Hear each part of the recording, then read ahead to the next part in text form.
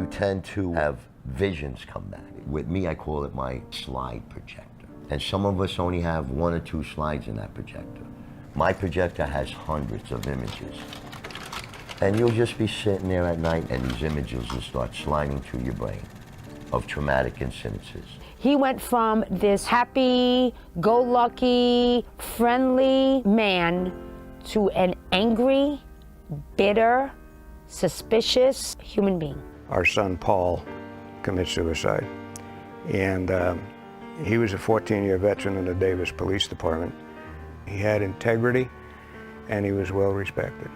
I was very proud of him, and not for the way he died, but for the way he lived. I've served in the military, I've deployed, spent a year in Bosnia, and I've had numerous friends who have been involved in Iraq and Afghanistan who are also police officers, and I've had them tell me straight up that as difficult as combat can sometimes be, in their minds, police work is even more difficult because combat is a set amount of time that ends, and being a cop is normally a 20-year career. The day they walk into law enforcement, they enter probably one of the most caustic work sites on the face of the earth. But stress doesn't kill you. Trauma does.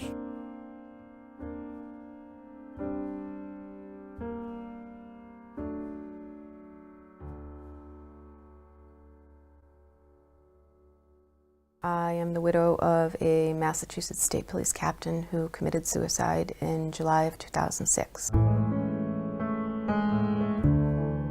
They took me to Boston City Hospital, where he was in the emergency room after being run over by a bus and trapped in his car for 45 minutes. It's a vision I'll never get out of my head. He healed physically, but emotionally he deteriorated. He was so looking forward to retiring, to relaxing, fishing, hunting, vacationing, just all the things that retirement is supposed to be like. Well, that's not what happened. The judge called me into her chambers. She says, he needs help, honey. He's suffering from PTSD. Everything started to make sense. He wasn't a crazy man. I knew that this wasn't the man that I married. This was not the person that I met. I knew it, and someone gave me a reason. Someone told me, you know what? Something's wrong. He needs help. I've seen police officers get injured physically, and the support is always there. What I've come to learn is if you come down with something that's psychological, that support doesn't exist. You gotta know that there's nothing wrong with you, that it's not dishonorable, that it's nothing to be ashamed of. It doesn't make him crazy, it doesn't make him weird, and it doesn't make him weak. Not at all. These are strong, brave men, and they need to remember that. Don't feel like everybody's gonna look down at you.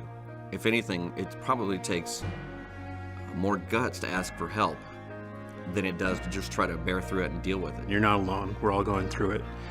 And it doesn't make you any less of an officer, any less of a first responder to ask for the help and to get it. If you're not willing to get help for yourself, then get it for those people that you love. Whether it's combat, whether it's law enforcement, it's something that is real, something that has to be dealt with now before it's too late. We're not tough guys, we're human beings. I could become the man again she fell in love with, that we can enjoy our lives again. It's time we cross the great divide.